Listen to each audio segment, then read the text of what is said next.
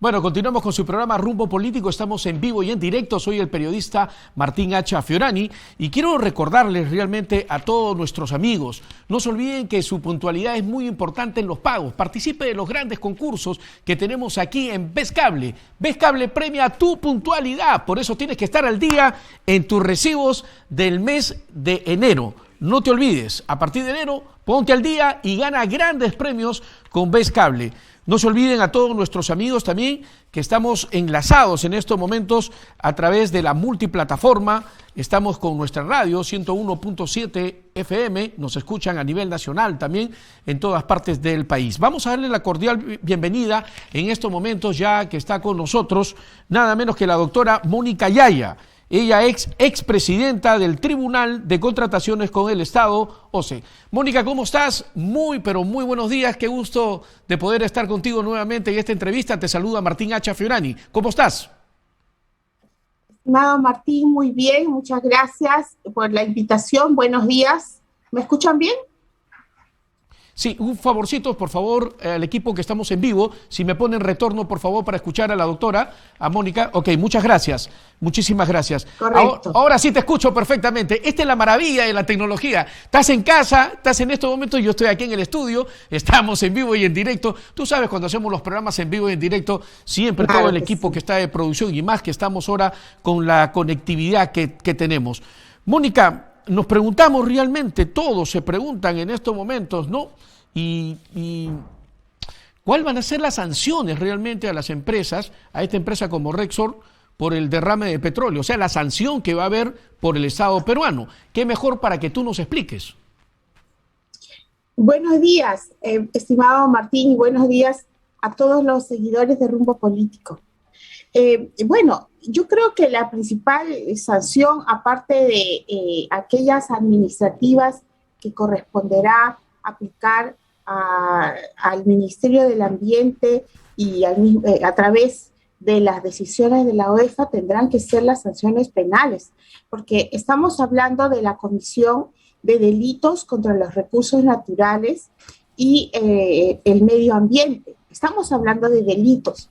En consecuencia, yo creo que aquí lo que corresponde es la sanción penal y no solamente lo que corresponde. Una de las razones por las que se producen reiteradas veces este tipo de desastres que acaban con vidas, que acaban o que merman la salud de los peruanos, lo que está sucediendo es que en realidad no hay sanciones ejemplares y no es que no exista la ley. Lo que pasa es que lamentablemente la administración de la justicia administrativa y de la justicia penal es diferenciada. Esa es la verdad. Cuando quienes cometen un delito son altísimos funcionarios, como ministros, por ejemplo, ¿no? O personas con mucho poder económico, la sanción es benévola, no se aplica. Lo vemos, por ejemplo, disculpa que salga un momento del caso, lo vemos, por ejemplo, en el caso del ministro de Justicia, cuyo hermano firmó un contrato de 14 millones de soles que se tuvo que anular, pero hasta este momento el hermano del ministro sigue con su inscripción vigente en el Registro Nacional de Proveedores, el hermano del ministro de Justicia, Aníbal Torres, sigue con su registro como si no hubiera, o mejor dicho, no ha recibido ninguna sanción de inhabilitación administrativa, ¿no? Lo mismo sucede con los hijos del ministro Pedro Franque y tampoco se ha iniciado la acción penal correspondiente por haber faltado en la información que se ha brindado en el procedimiento administrativo. Lo mismo está sucediendo en el caso de Repsol, que ha faltado a la verdad cuando manifestó que se debió el supuesto accidente, no es un accidente, es un acto de negligencia, que el accidente se debió a la erupción de un volcán y que eso originó el alza de la marea, lo cual ha sido desmentido por integrantes de la Asociación de Veleros del Perú, que a la misma hora tuvieron incluso que suspender una competencia de vela precisamente porque no había marea. Y el aviso que se dio, que estuvieron incluso hablando por teléfono, de que habría estado fallando una válvula de seguridad. Además, que los funcionarios de Repsol mintieron que solamente se había derramado menos de un barril, cuando en realidad ya sabemos que es una cantidad de miles de barriles que han llegado a contaminar el mar. Bueno, hasta ayer era hasta Huaral, ¿no? Afectando esto no solamente ya el ecosistema, el medio ambiente, sino también el medio de vida de los pescadores, sin hablar de dos cosas muy graves, que es la afectación a la salud de los trabajadores de Repsol, que han tenido con medios,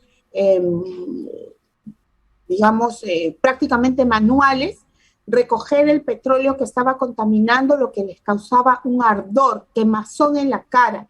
Y en la mañana del día viernes se escuchó en una radio nacional la versión de algunos padres de familia de que los niños en los alrededores de Ventanilla, o mejor dicho, en Ventanilla, en los alrededores en donde se había iniciado el desastre, estaban sufriendo de dolores de cabeza por el intenso olor a petróleo. Entonces, todas estas afectaciones en la salud, a nuestros recursos naturales, a nuestra flora, a nuestra fauna, al medio de vida de los pescadores, necesitan no solamente ser sancionadas con la multa y la inhabilitación administrativa correspondiente, sino con una indemnización y también con la pena privativa de la libertad, si es que así correspondiere luego de efectuados la actuación de los medios probatorios. Pero de todos modos llama la atención la lentitud del Ministerio Público, ¿no? Claro. Que ya se ha caracterizado por omitir sus funciones en otros casos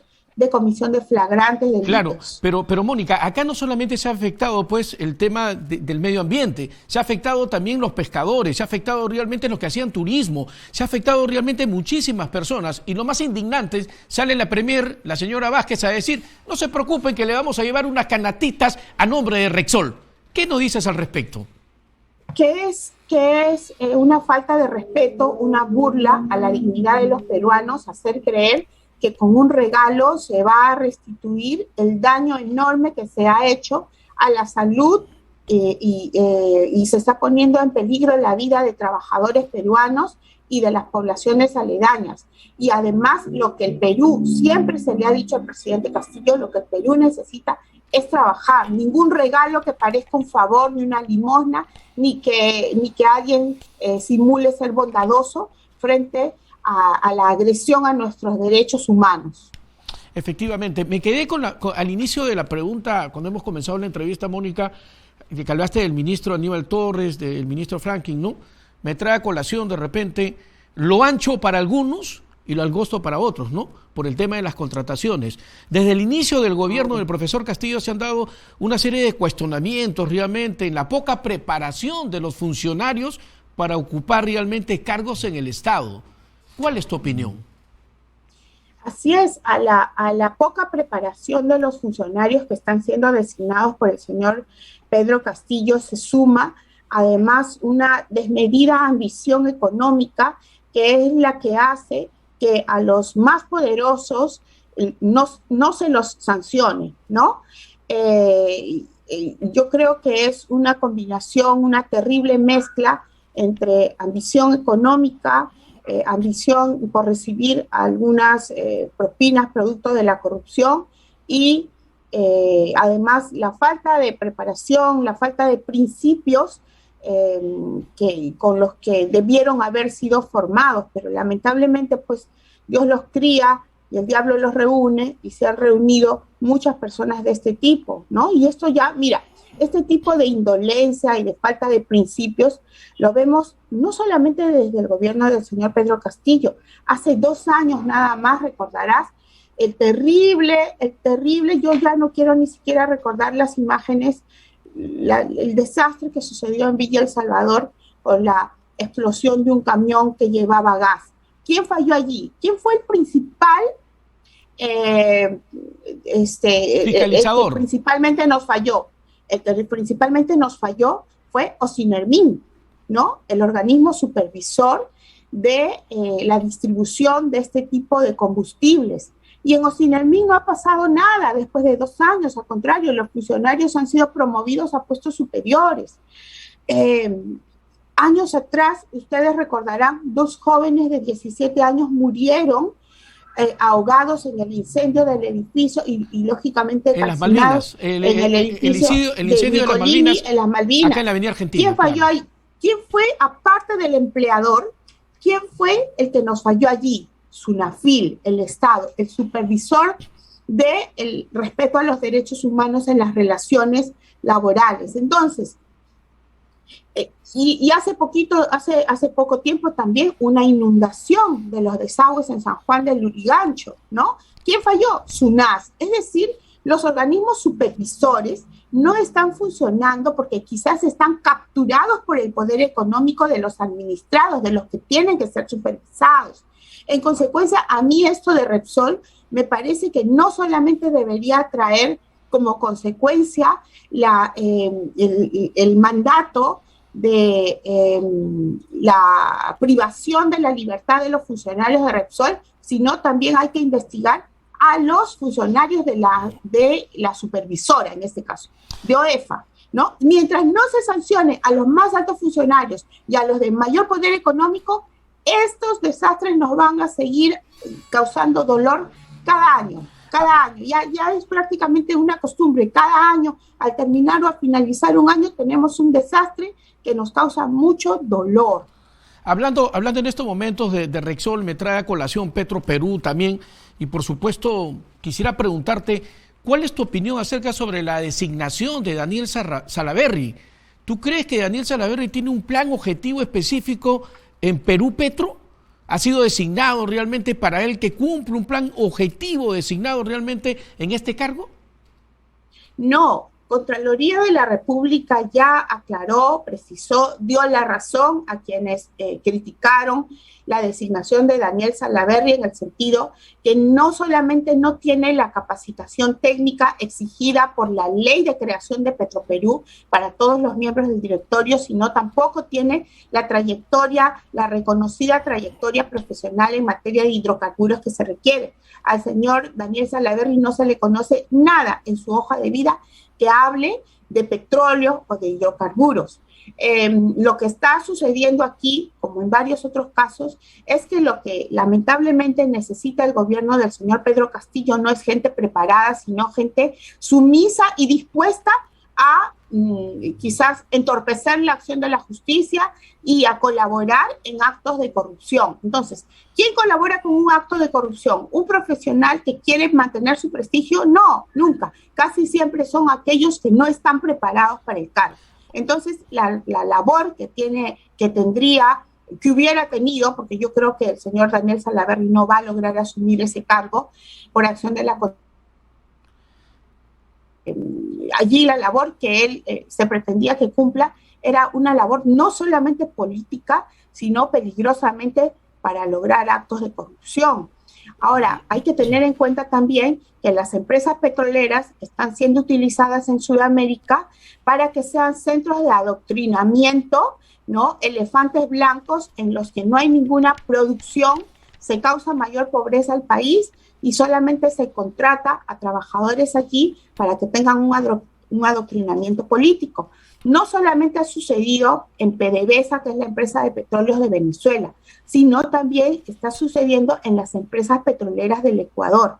Y ya vemos cómo PDVSA, la empresa petrolera del país más rico en petróleo de Sudamérica, que es Venezuela, ha terminado tan pobre como todo Venezuela. Es decir, no es una cosa de, bueno, si hay petróleo, que contraten allí, no va a pasar nada. No, sí pasa. El país se vuelve pobre y nuestros hijos son los que sufren las consecuencias, de mucha peor manera que los mayores, ¿no? Porque son ellos los que en estos momentos están en situación de búsqueda de trabajo, de búsqueda de oportunidades. Se les ha negado 2 años de educación, cerrando las escuelas durante la pandemia, a diferencia de lo que ha sucedido en otros países del mundo. Los chicos han estudiado solo hasta tercero de secundaria, han salido, se los ha echado prácticamente, se los ha echado a una piscina, tirado a una piscina que es la vida, sin la preparación educativa que ellos necesitaban. Y si a esto sumamos la contratación de personas no preparadas en las empresas del Estado, pues lamentablemente el presidente Pedro Castillo nos está conduciendo al barranco de la peor pobreza.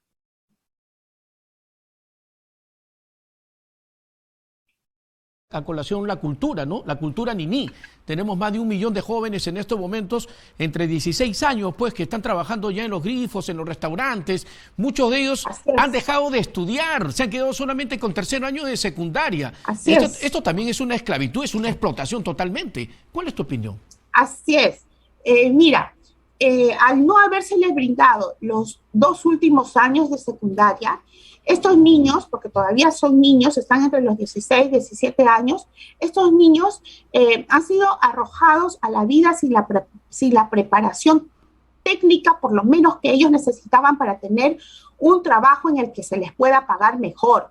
Está calificado como mano de obra no calificada, ¿no? Mano de obra no preparada, mano de obra barata, mano de obra lista para que sea explotada.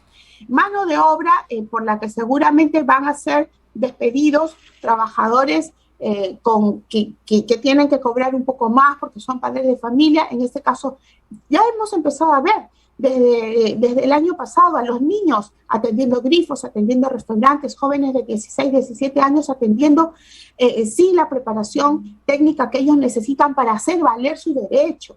Y este es un descuido, es prácticamente un asesinato del futuro de nuestros chicos. Yo estoy muy entristecida por esta situación, porque ellos son la primera generación de explotados del gobierno del señor Pedro Vizcarra. Perfecto. Petroperú, Mónica, volvió pues a adjudicar la buena pro, nada menos la adquisición de biodiesel a la empresa Haber Petroleum, realmente sociedad anónima. ¿Cuál es tu opinión? Luego después fue muy cuestionada realmente esta empresa, que primero le quitaron realmente que ganara, ahora nuevamente ha vuelto a ganar. ¿Cómo es eso? ¿Cuál es el secreto? ¿Cómo se hace? Bueno, lamentablemente todo lo que toca el señor Pedro Castillo de manera justa o de manera injusta entra en el saco de la duda, ¿no? Yo he revisado las bases o los términos de referencia, así se llaman, los términos de referencia de las contrataciones de Petroperú, y son términos de referencia bastante genéricos, en donde lo que determina quién gana es quien tiene el mejor precio. En consecuencia, en este sentido, habiendo revisado esos términos de referencia, no encuentro en sí, en la segunda ocasión que ganó Hiben se llama, ¿no? Sí. En la segunda ocasión no encuentro un incumplimiento de las normas.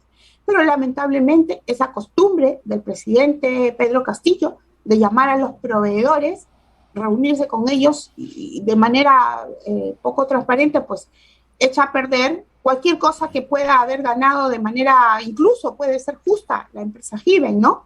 Y sobre esto hay que hablar, estimado Martín, porque como experta en contrataciones del Estado, te puedo decir que hay muchos proveedores del Estado que no están dispuestos a pagar una coima, que lo que quieren, que lo que pretenden es ganar una licitación o un concurso público sin recurrir a ningún soborno. Pero en la práctica sucede que las autoridades los llaman a los proveedores del Estado a reunirse, incluso a los que están próximos a ganar procesos. Y si ganando el proceso, si tienen el atrevimiento de ganar un proceso sin ser los favoritos, pues durante la ejecución de ese contrato son torturados, martirizados, hasta que les den a los funcionarios públicos el soborno que desde el inicio están exigiendo. Entonces, esta práctica de Pedro Castillo de llamar a los proveedores del Estado hace tremendo daño a todo el sistema, porque esto quiere decir que en adelante, sin ningún rubor, presidentes regionales, alcaldes, titulares de cualquier entidad pública va a llamar a un proveedor del Estado para conversar con él, sea o no sea el verdadero ganador. Y eso quita transparencia a todo nuestro sistema, y eso nos pone a los peruanos ante los demás países como un Estado corrupto, y por el cual estados extranjeros incluso nos cobran indemnizaciones porque formamos parte de tratados de libre comercio en donde el Estado peruano se obliga a garantizar un sistema alejado de la corrupción para peruanos y para extranjeros. Entonces, lo que está haciendo el señor Pedro Castillo no solamente es un acto de poca transparencia, sino es un acto de riesgo económico para el Perú y de violación de los tratados de libre comercio en los cuales se exige a todos los funcionarios del sistema transparencia, que se deje el presidente Castillo de llamar a los proveedores del Estado para conversar temas que a él no le competen, porque a él no le corresponde otorgar la buena pro. Mónica, ya estamos ya en la parte final de nuestro programa, estamos en vivo y en directo, y quiero aprovechar estos minutos que nos quedan para que me digas realmente, el presidente Castillo negó realmente conocer a Karelyn López. ¿Tú le crees? No le creo, porque no solamente por las visitas de la señora Karelyn López reiteradas a Palacio de Justicia, sino porque la señora Karelyn López organizó una fiesta para la hija del presidente Castillo en Palacio de Gobierno. ¿Quién puede creer que alguno de nosotros llega a su casa, encuentra una fiesta para nuestros hijos, ¿no? A todo dar, con una animadora como Brenda Carvalho, y no vamos a preguntar quién pagó, de dónde salió la plata y por qué lo hizo, ¿no? Lo primero que uno hace es qué hacen estas personas en mi casa, en mi trabajo, en donde están mis hijos. Entonces el señor Pedro Castillo nos está mintiendo y esa es una inmoralidad. Perfecto. Mónica, muchísimas gracias por haber estado con nosotros aquí en el programa, sinceramente aquí en Rumbo Político, y dándonos todas estas opiniones realmente sobre las contrataciones, pero muy brevemente, porque todavía le pido por favor al equipo de producción, es importante, muy brevemente, ¿cuál sería el perfil para que el gobierno contrate a un funcionario? ¿Cuál sería el perfil? Bueno, en primer lugar, el presidente de la República está obligado a cumplir la ley. Y, por ejemplo, en el caso de Petroperú, la ley dice que los integrantes del directorio, incluido el presidente del directorio, debe tener no solamente reconocida trayectoria profesional en materia de hidrocarburos, sino también la preparación académica, con lo cual se concluye que debe tener pues diplomas universitarios en los cuales el señor haya llevado por lo menos una maestría, además de trabajos en materia de hidrocarburos, y eso no lo tiene el señor Daniel Salaverry. Cada entidad pública tiene un perfil para su personal y eso deriva de una ley. Lo que necesitamos es un presidente que cumpla la ley, ¿no? Eso es lo primero que se necesita. Ok, muchísimas gracias, Mónica. Ya haya estado con nosotros, Mónica. Que pases un excelente domingo con reunión de toda la familia. En nombre de nuestro gerente general, el señor Demóstenes Terrones, te envía los saludos correspondientes y que pases un excelente domingo y muchas bendiciones para ti y tu familia. Estimado Martín, muchas gracias por esta invitación, siempre tan grata para mí. Saludos para todos. Un abrazo. Muchas gracias. Bueno, estamos ya en la parte final de nuestro programa. No se olvide, estamos en vivo y en directo. Son exactamente las 11 de la mañana.